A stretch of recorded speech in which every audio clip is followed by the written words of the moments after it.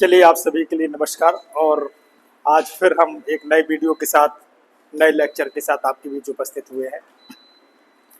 पिछली क्लासों में मैंने आपके लिए राष्ट्रपति और राज्यपाल, प्रधानमंत्री और मुख्यमंत्री दोनों को एक साथ पढ़ाया। संघीय कार्यपालिका और राज्य की कार्यपालिका दोनों के संविधान में क्या प्रावधान है, उसके बारे में विस्तृत जानकारी मैंने आपको दी। राष्ट्रपति की नियुक्ति कैसे होती है, उसके क्या प्रावधान है, राज्यपाल के क्या प्रावधान है, मुख्यमंत्री के क्या प्रावधान है, प्रधानमंत्री के क्या प्रावधान है, मंत्रिपरिषद क्या है, कितने भागों में बांटा गया है, उसके क्या कार्य, सारी की सारी चीज़ों के बारे में मैंने संपूर्ण जानकारी आप तक भेजने का मैंने प्रयास किया है। आज हमने उसी संघीय कार्यपालिका और राज्य की कार्यपालिका से 4 चीज़ों को निकाला है। एक अध्यादेश, महाभियोग, वीटो पावर और आपातकालीन उपबंध। ये जो 4 चीजें हैं, इसको मैंने स्पेशल निकाल के इसलिए रखा है क्योंकि ये सबसे महत्वपूर्ण पावर माने जाते हैं राष्ट्रपति और राज्यपाल के। संक्षेप में जानकारी मैंने उन वीडियो में दी है, लेकिन यहाँ हम डिटेल बात करेंगे। और अक्सर प्रतियोगी परीक्षाओं में भी अधिकांशतः क्वेश्चन यहीं से आते हैं कि वीटो पावर क्या है, क्या प्रावधान है, विधेयकों पर राष्ट्रपति और राज्यपाल की क्या अथॉरिटी है, राष्ट्रपति को महाभियोग से कैसे हटाया जा सकता है, अध्यादेश क्या होता है, आपातकालीन उपबंध क्या होते हैं। इन सारी की सारी चीज़ों के बारे में डिटेल जानकारी देने के लिए मैंने आज ये लेक्चर शुरू किया है। सबसे पहले हम बात करते हैं अध्यादेश। बात नहीं बेटा, बात करते हैं अपन अध्यादेश की। हम आपको बता दें कि 1857 की क्रांति के बाद 1 नवंबर 1858 को जब महारानी विक्टोरिया ने घोषणा की, और उस घोषणा के साथ ही भारत में ब्रिटिश शासन की स्थापना हुई थी और ईस्ट इंडिया कंपनी को समाप्त कर दिया था। उसके बाद एक एक्ट पारित किया गया था 1861 का एक्ट, जिसे भारतीय परिषद अधिनियम कहा जाता है।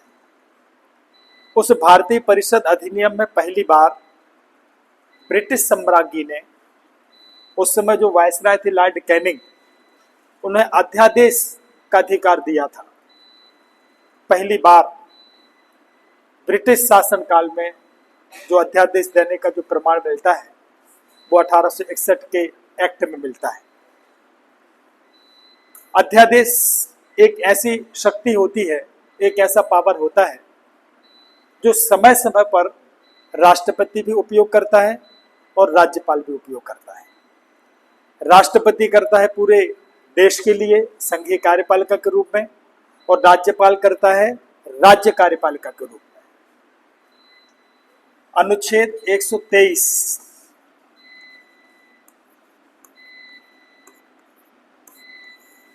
अनुच्छेद 123 में राष्ट्रपति को अध्यादेश जारी करने का अधिकार दिया गया, और अनुच्छेद 161 में राज्यपाल को अध्यादेश जारी करने का अधिकार दिया गया। जैसा कि नाम से स्पष्ट है, अध्यादेश एक ऐसा आदेश जो विशेष परिस्थितियों में दिया गया हो, एक ऐसा आदेश जो समकालीन परिस्थितियों से निपटने के लिए दिया गया हो, एक ऐसा आदेश जो संकटकालीन परिस्थितियों में राष्ट्रपति ने सरकार को दिया हो, एक ऐसा आदेश जिसका उपयोग उस समय किया जाता है जब संसद का किसी प्रकार का कोई सत्र ना चल रहा हो। आपको विदित होगा कि 3 प्रकार के सत्र होते हैं, एक मानसून सत्र, एक शीतकालीन सत्र और एक ग्रीष्मकालीन सत्र। एक चौथा सत्र भी होता है जिसको कहते हैं बजट सत्र। ये अध्यादेश राष्ट्रपति तब लागू करता है जब संसद का किसी भी प्रकार का कोई अधिवेशन नहीं चल रहा हो। और इसमें एक नियम होता है कि एक अधिवेशन और दूसरे अधिवेशन के बीच में कम से कम 6 महीने का अंतर होना चाहिए। तो राष्ट्रपति अनुच्छेद 123 का जो उपयोग करता है सबसे पहले तब करता है जब संसद का सत्र ना चल रहा हो।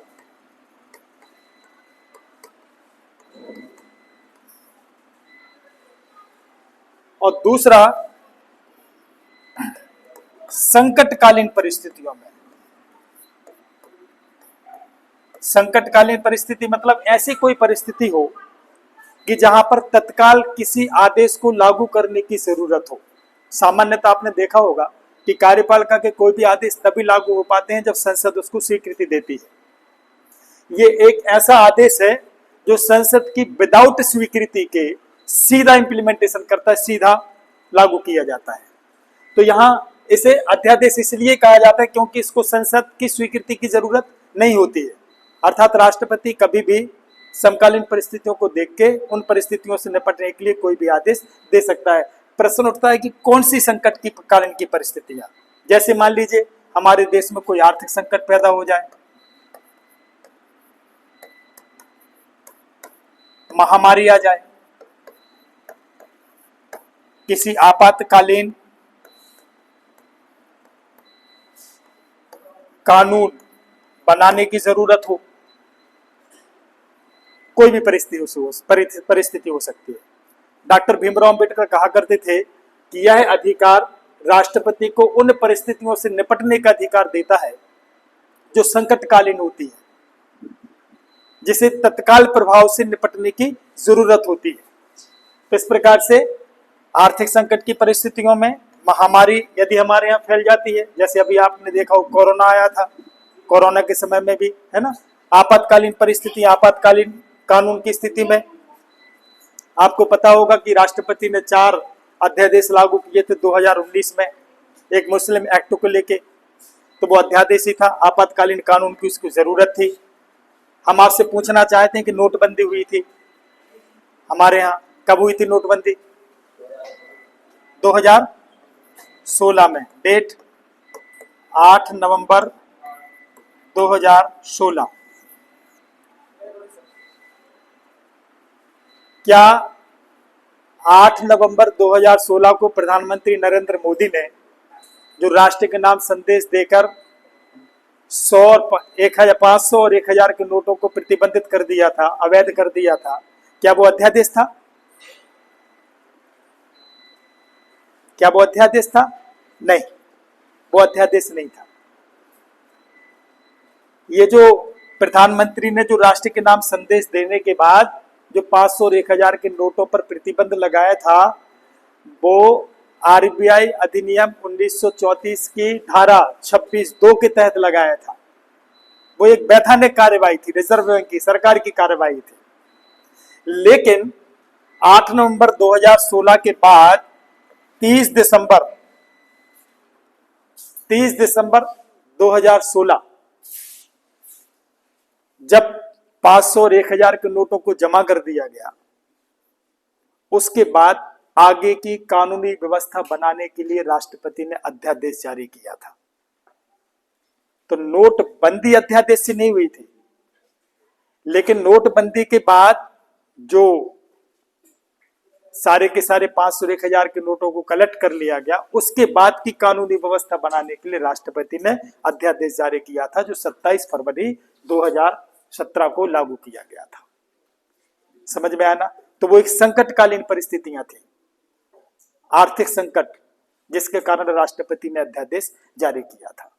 तो राष्ट्रपति संकटकालीन परिस्थितियों में समकालीन परिस्थितियों से निपटने के लिए अनुच्छेद 123 के तहत अध्यादेश जारी कर सकता है। अब प्रश्न ये उठता है कि अध्यादेश कब तक लागू होता है?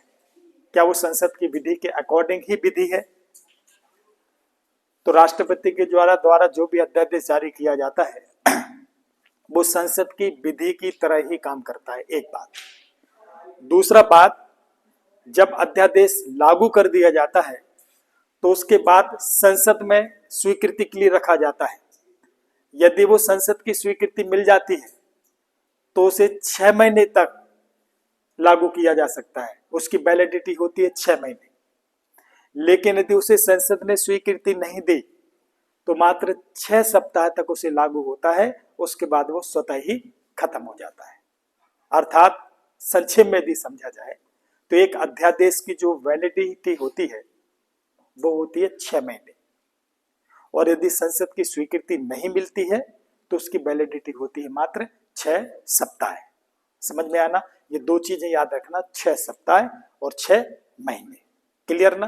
तो ये जो अध्यादेश का जो पावर है भारत के राष्ट्रपति को भी दिया गया है अनुच्छेद 123 के तहत, और मध्य प्रदेश, उत्तर प्रदेश, विभिन्न राज्यों के जो राज्यपाल हैं उन्हें भी ये प्रावधान दिया गया है अनुच्छेद 161 के तहत।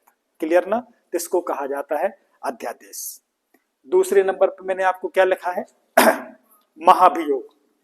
आपको विदित होगा कई बार जब कंपटीशन में महाभियोग के बारे में प्रश्न पूछा जाता है तो विद्यार्थी कंफ्यूज होते हैं। हमारे संविधान में एकमात्र पद है राष्ट्रपति का पद, जिसको महाभियोग के आधार पर हटाया जा सकता है।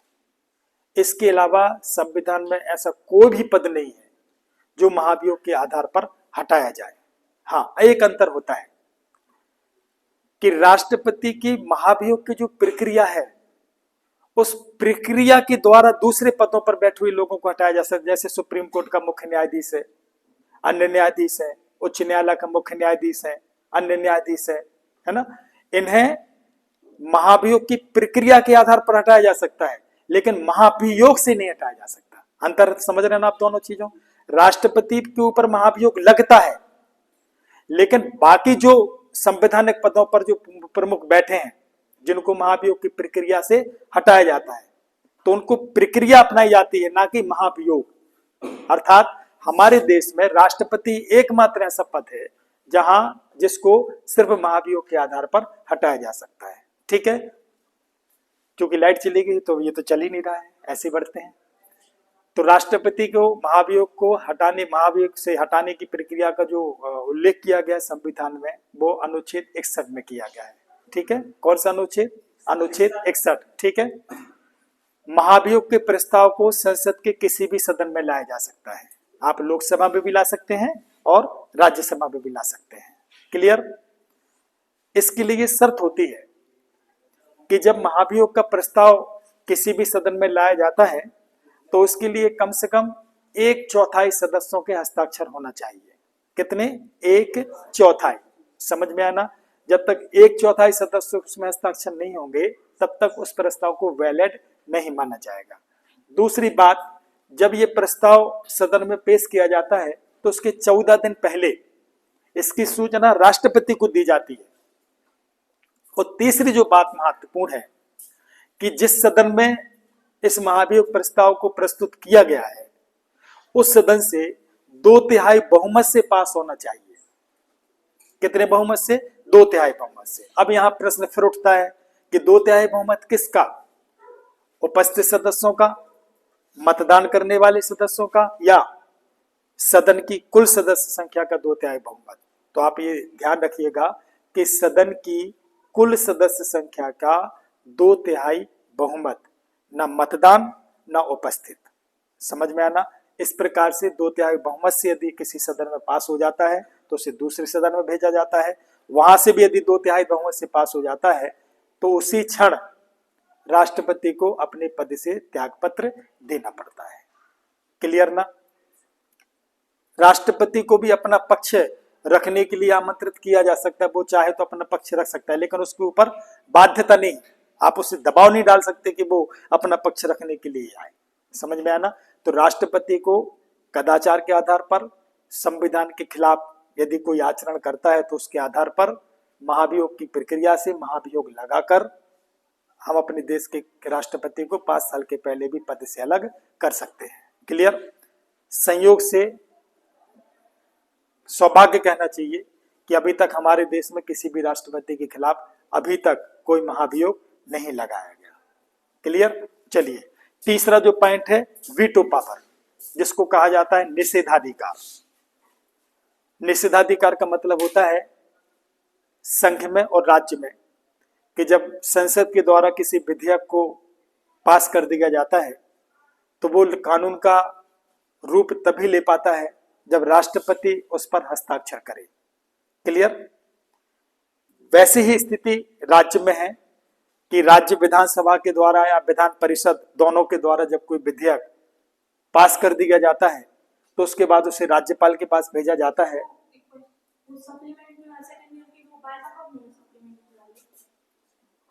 मुझे नहीं पता बेटा, वो अभी 4-5 दिन लग जाएंगे। तो जब विधानसभा या विधान परिषद के द्वारा जब किसी विधेयक को पास कर दिया जाता है तो राज्यपाल के पास जाता है और राज्यपाल जब तक उसे स्वीकृति नहीं देगा तब तक राज्य में भी उस कानून को लागू नहीं किया जाएगा। ठीक है? ये जो वीटो पावर है, वीटो पावर का मतलब होता है कि राष्ट्रपति और राज्यपाल के पास जब कोई विधेयक आता है तो उसके पास क्या पावर है, उसे स्वीकृत कर दे, अस्वीकृत कर दे, पुनर्विचार के लिए भेज दे या फिर वो ठंडे बस्ते में डाल दे, सुरक्षित। चारों पावर उसके पास है। अब प्रश्न ये है, समझना हमें ये है कि किस विधेयक पर क्या अधिकार उसे दिए गए हैं। 3 प्रकार के विधेयक होते हैं। एक होता है सामान्य विधेयक, दूसरा होता है संवैधानिक विधेयक और तीसरा होता है वित्त विधेयक और धन विधेयक। नाम सुने होंगे आप लोगों ने, है ना? सामान्य विधेयक जब सदन से पास कर दिया जाता है और सदन से पास करने के बाद जब राष्ट्रपति के पास स्वीकृति के लिए भेजा जाता है तो राष्ट्रपति उसको स्वीकृत भी कर सकता है, अस्वीकृत भी कर सकता है और उसे पुनर्विचार के लिए सदन को भेज सकता है। कितने पावर हैं? 3। सबसे पहला पावर क्या है? स्वीकृत कर सकता है, अस्वीकृत कर सकता है और उसे कहां भेज सकता है? पुनर्विचार के लिए सदन को भेज सकता है। किस विधेयक में? सामान्य विधेयक में। ठीक है? यदि पुनर्विचार के बाद उस सदन ने फिर से राष्ट्रपति के पास यदि उसको भेज दिया तो फिर राष्ट्रपति उस पर हस्ताक्षर करने के लिए बाध्य है। समझ में आया ना? किस कंडीशन में? पुनर्विचार के बाद यदि वो विधेयक वापस राष्ट्रपति के पास आता है तो फिर राष्ट्रपति उस पर हस्ताक्षर करने के लिए बाध्य है। ठीक है? दूसरा विधेयक होता है संवैधानिक विधेयक। संवैधानिक विधेयक के बारे में भी यही बात है कि वो संसद के किसी भी सदन में पेश किया जा सकता है, लोकसभा में भी और राज्यसभा में भी। और जब दोनों सदन से पास कर दिया जाता है तो राष्ट्रपति के पास जब जाता है तो राष्ट्रपति इसको अस्वीकृत नहीं कर सकता। क्या नहीं कर सकता? अस्वीकृत नहीं कर सकता, स्वीकृत ही करेगा। पहले ऐसा नहीं था, लेकिन बाद में यह प्रावधान किया गया कि राष्ट्रपति संवैधानिक विधेयक को अस्वीकृत नहीं कर सकता, पुनर्विचार के लिए भी नहीं भेज सकता। अब उसके पास सिर्फ एक ही विकल्प होता है, उसको स्वीकृत करना, और दूसरा होता है विलंब कर देना। विलंब कर देना मतलब रोक देना, कुछ समय के लिए रोक। विलंब कर सकते हो लेकिन आप अस्वीकृत नहीं कर सकते। क्लियर? तीसरी बात होती है वित्त विधेयक या धन विधेयक। वित्त विधेयक और धन विधेयक के बारे में आपको जानकारी होगी कि राष्ट्रपति की पूर्व अनुमति के उसे सदन में पेश नहीं किया जा सकता। अर्थात वित्त विधेयक और धन विधेयक ऐसे विधेयक होते हैं जो राष्ट्रपति के नाम पर सदन में पेश किए जाते हैं और राष्ट्रपति की स्वीकृति से ही पेश किए जाते हैं। और जब सदन इसको स्वीकृत कर देता है और राष्ट्रपति के पास जाएगा तो राष्ट्रपति यहां भी अस्वीकृत नहीं कर सकता। क्या करेगा? स्वीकृत ही करेगा। क्यों करेगा? उसके पीछे वजह क्या है कि जब राष्ट्रपति की स्वीकृति ही से ही सदन में भेजा गया है तो फिर उसे अस्वीकृत कैसे कर देगा? वो पुनर्विचार को भी नहीं भेज सकता, अस्वीकृत भी नहीं कर सकता, और दूसरी बात उसे स्वीकृत ही करेगा। और आपको विदित होगा कि धन विधेयक को प्रमाणित करने का जो अधिकार है वो लोकसभा के अध्यक्ष को होता है अनुच्छेद 110 के तहत। कौन सा विधेयक धन विधेयक है, कौन सा विधेयक वित्त विधेयक है। और आपको ये भी नॉलेज होगा कि हमारे यहाँ जो 3 निधियां हैं, आकस्मिक निधि, संचित निधि और लोक लेखा निधि, इन तीनों निधियों से पैसे जमा करना और पैसे निकालना ये किसका अधिकार है? मात्र राष्ट्रपति का है। अर्थात हमारे खजाने पर, हमारे देश का जो खजाना है उसके ऊपर यदि किसी का स्वामित्व है तो वो सिर्फ राष्ट्रपति का है। तो उस खजाने में पैसे रखना और उस खजाने से पैसे निकालना, ये दोनों काम, दोनों विधेयक राष्ट्रपति की पूर्व अनुमति के सदन में पेश नहीं किए जा सकते। आपने देखा जब बजट पेश किया जाता है तो वित्त मंत्री भले ही लोकसभा में बजट पेश करता है, लेकिन किसके नाम से? राष्ट्रपति के नाम से। समझ में आना। और आपने उसी बजट सत्र में देखा होगा कि बजट पेश किया जाता है, उसके पहले राष्ट्रपति एक बजट अभिभाषण देता है कि उस बजट में क्या है, सरकार की सारी चीजें स्कीम्स बताता है, तारीफ करता है उसकी, है ना, बहुत सारी चीजें उसमें है। तो इस प्रकार से वीटो पावर, जो 3 प्रकार के अत्यांतिक वीटो पावर, निलंबित अर्थात उसको विलंब कर देना का जो पावर है, और इसके बाद जो सबसे निषेधाधिकार जिसको बोलते हैं, ये तीनों पावर किन किन विधेयकों पर कहाँ कहाँ यूज किए जाते हैं वो मैंने आपको बता दिया। इसके बाद आता है आपातकालीन उपबंध। ये बहुत इंपॉर्टेंट चीज है।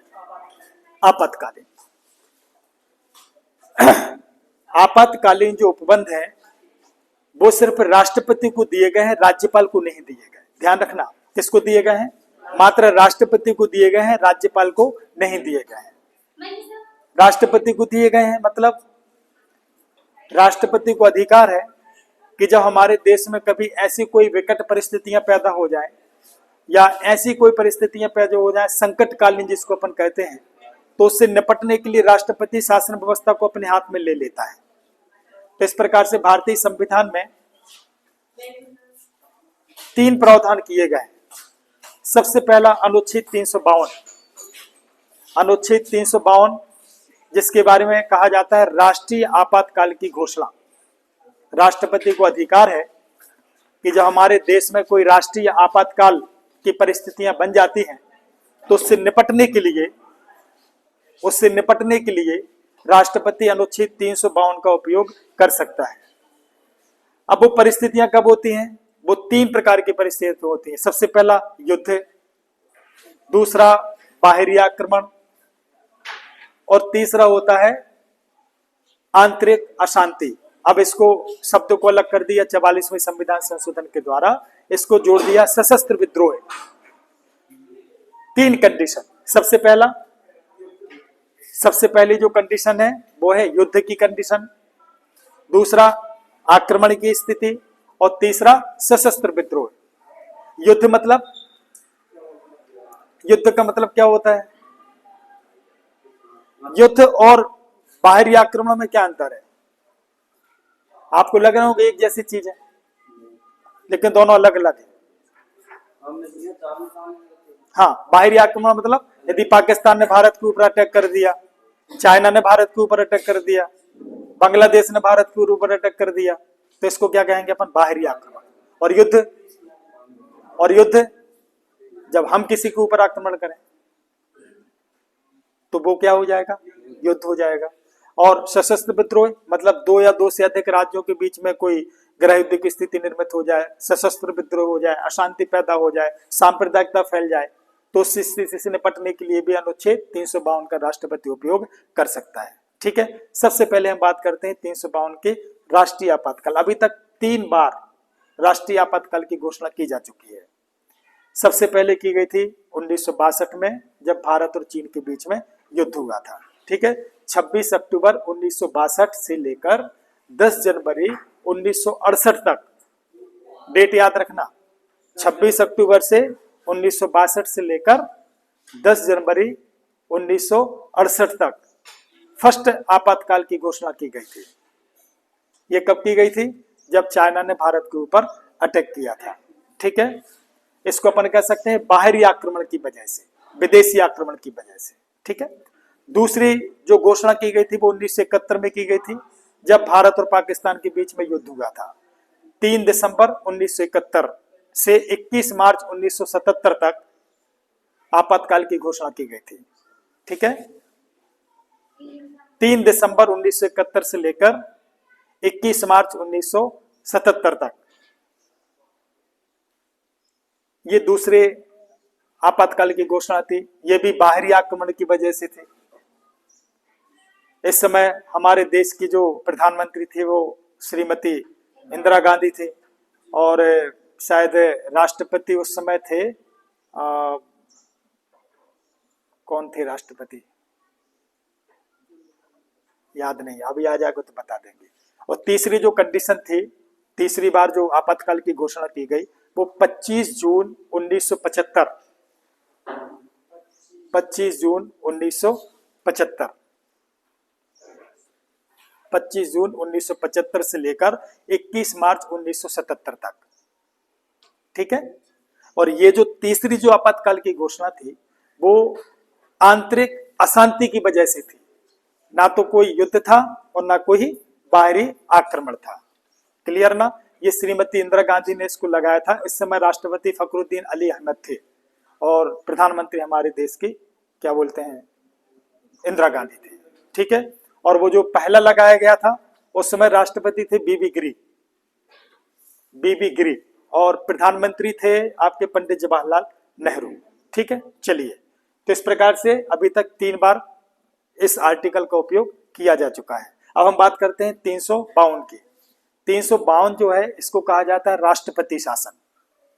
ये देश में नहीं लगाया जाता, पर्टिकुलर किसी राज्य में लगाया जाता है और उस स्थिति में लगाया जाता है जब किसी राज्य की संवैधानिक व्यवस्था फेल हो गई हो। मान के चलो मध्य प्रदेश की संवैधानिक व्यवस्था फेल हो जाए या उत्तर प्रदेश की फेल हो जाए या मुख्यमंत्री कानून शासन करने में असमर्थ हो, या उस परिस्थिति में भी लगाया जा सकता है कि जब चुनाव होते हैं और किसी भी राजनीतिक दल को स्पष्ट बहुमत नहीं मिलता है और कोई भी राजनीतिक दल सरकार बनाने की स्थिति में नहीं होती है, तो उस समय भी राष्ट्रपति वहां पर राज्यपाल की अनुशंसा पर राष्ट्रपति वहां पर राष्ट्रपति शासन लगा सकता है। तो आपातकाल की घोषणा की जाती है पूरे देश में और राष्ट्रपति शासन की जो घोषणा की जाती है वो किसी पर्टिकुलर राज्य में। और कब की जाती है? जब वहां की संवैधानिक व्यवस्था या कानूनी व्यवस्था पूरी तरीके से फेल हो गई। ठीक है।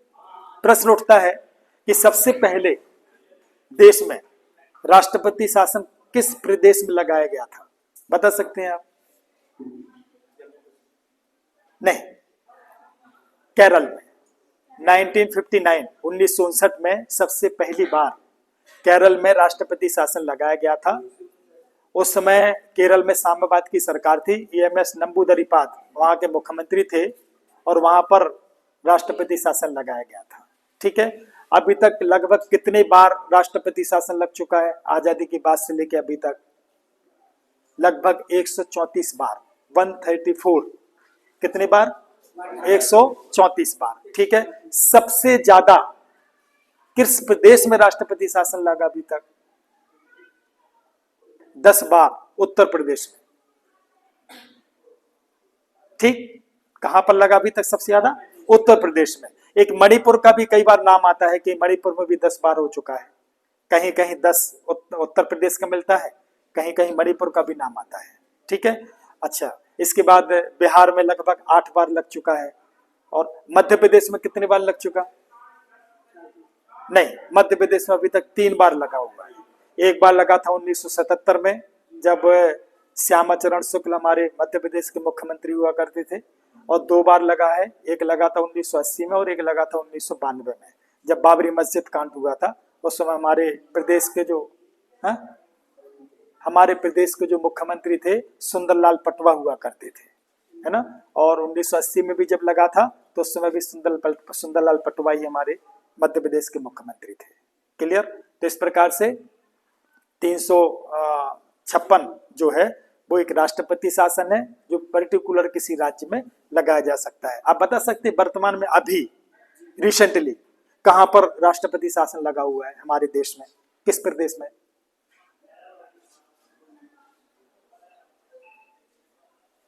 मणिपुर में। चलिए, ठीक है। राष्ट्रीय आपातकाल की घोषणा जब राष्ट्रपति करता है तो घोषणा करने के बाद उसके विधेयक को संसद में लाया जाता है और संसद में लाने के बाद यदि संसद उसे पास कर देती है तो 6 महीने तक आपातकाल की घोषणा की जा सकती है और उसको अधिकतम मतलब जब चाहे तक, जब तक आपको आपातकाल की लगाना है तब तक लगा सकता है, उसकी कोई बाउंडेशन नहीं है। ठीक है।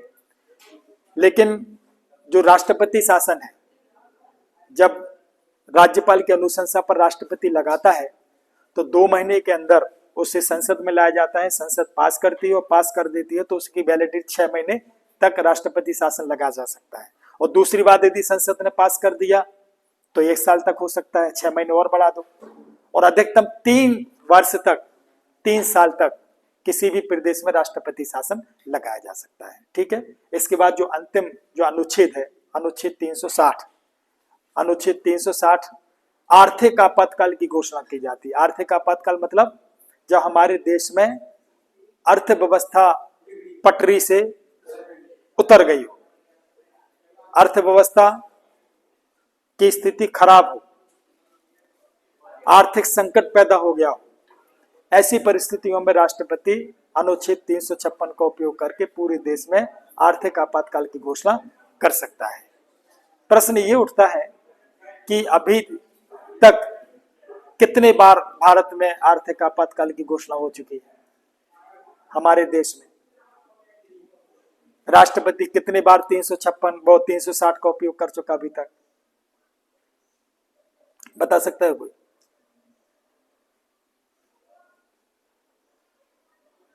एक आध बार तो किया होगा, शायद 2 बार किया होगा। ईश्वर करे ऐसी स्थिति कभी तक ना बने, अभी तक तो नहीं बनी। राष्ट्रपति ने अभी तक इस आर्टिकल का उपयोग नहीं किया है, ध्यान रखिएगा, है ना। तो इस प्रकार से ये आपका राष्ट्रीय आपातकाल की घोषणाएं थी, अनुच्छेद 352, अनुच्छेद 356 और अनुच्छेद 360। तो इस प्रकार से ये विशेष पावर है एक राष्ट्रपति के पास। राष्ट्रपति के पास आपातकाल की घोषणा का पावर है, लेकिन राज्यपाल के पास नहीं है। वीटो पावर राष्ट्रपति के पास भी है और राज्यपाल के पास भी है। महाभियोग से सिर्फ राष्ट्रपति को हटाया जा सकता है, राज्यपाल को नहीं, ठीक है। और अध्यादेश जारी करने का अधिकार राष्ट्रपति को भी है और राज्यपाल को भी है, ठीक है। बहुत बहुत धन्यवाद।